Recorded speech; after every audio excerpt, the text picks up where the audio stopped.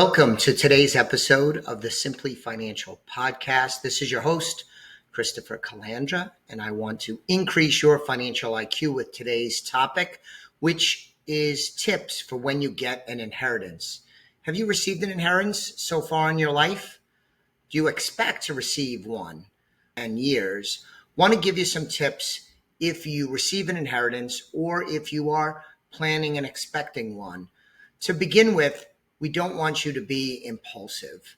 It's a time to reflect. You might very well be grieving and need a period of mourning. So we want you to resist making emotional decisions during difficult times, like the passing of a loved one that may lead to an inheritance. Consider, for example, setting up a time limit, maybe like 3 months or 6 months, to make any major financial decisions. That will help you not to make impulsive decisions, which often can be negative ones because they may originate from emotional decision making, and that tends to lead to subpar results. Also, during this time of reflection, we would suggest you review your current financial position. If you're a client of ours and follow any of our financial planning, wealth building prescriptions, you're keeping a net worth statement, which would entail tracking of your assets and your debts to determine how your wealth is growing over time, give you an accurate depiction. I do mine on a quarterly basis. Some people do it monthly. Others do it yearly. I think that is the bare minimum, to do it yearly, but to take some time while you're reflecting to review your current financial position. Related to that would be assessing your goals, discussing with your spouse or partner, if that's relevant, about what things you want to see happen with your money, with your wealth building. Where is the priorities? Is it paying off debt? Is it setting money aside for a mortgage? Is it retiring student debt? Is it to get a new car? Is it to start a business? Is it to bulk up your retirement account? All of these things can be considered while you're figuring out your goals. As you might expect, as a certified financial planner and part of a team here at Elliott Wealth Management, where we help our clients win with money, we would suggest that you leverage your professional team, seek their advice. We have gone through this with our clients and in lots of cases personally. So we have a lot of experience with dealing with an inheritance, both the financial aspects of this, as well as the emotional aspects of the healing, the mourning, and the grieving. So leverage your professional team to help you arrive at hopefully what will be an optimal decision on how to use your inheritance effectively.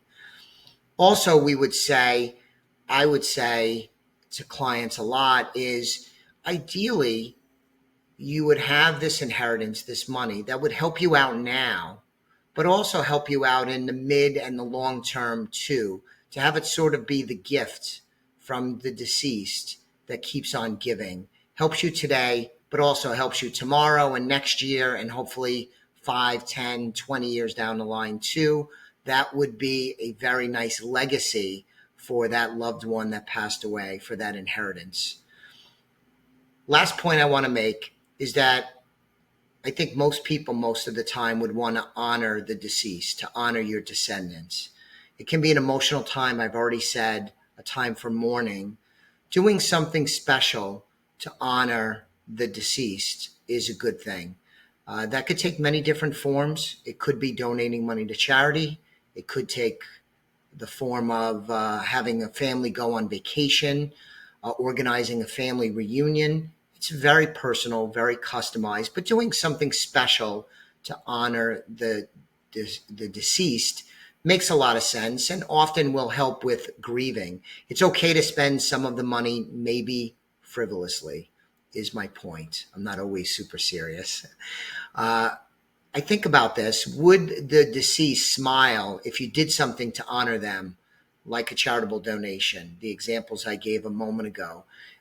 Would they smile if they knew that's what you were doing with some of the money?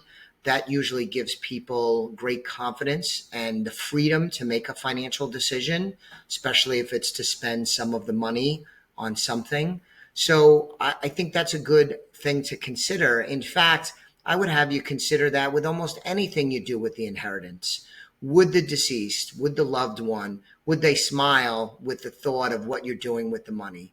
Irregardless of what you're doing with it, if you think about their legacy, what they would probably want you to do with the money, I think that's a good guide.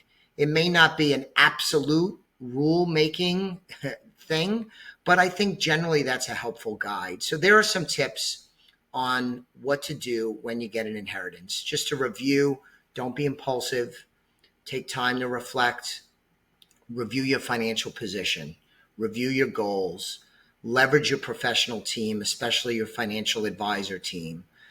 Consider how you can have this money help you now as well as in the future, and do things to honor the deceased. So that's today's episode. Thank you for joining me with today's discussion. I'll be back with you on the next episode of the Simply Financial podcast very soon. In the meantime, please check out the work the team and I do at Elliott Wealth Management. You could go to our website, elliottwealth.com. And I always ask and appreciate it. If you haven't done so already, subscribe to the podcast. Thank you so much. The views expressed are not necessarily the opinion of Osaic Wealth, Inc., and should not be construed directly or indirectly as an offer to buy or sell any securities mentioned herein. Investing is subject to risks, including loss of principal invested. Past performance is not a guarantee of future results. No strategy can assure a profit nor protect against loss. Please note that individual situations can vary. Therefore, the information should be relied upon when coordinated with individual professional advice. Please note, the information being provided is strictly as a courtesy. When you link to any of the websites provided here, you are leaving this website. We make no representation as to the completeness or accuracy of information provided at these websites. Nor is the company liable for any direct or indirect technical or system issues or any consequences arising out of your access to or your use of third-party technologies, websites, information, and programs made available through this website. When you access one of these websites, you are leaving our website and assume total responsibility and risk for your use of the websites you are linking to. Securities and advisory services are offered through Osaic Wealth, Inc., member FINRA, SIPC. Insurance services offered through Elliott Wealth Management Services, LLC, not affiliated with Osaic Wealth, Inc.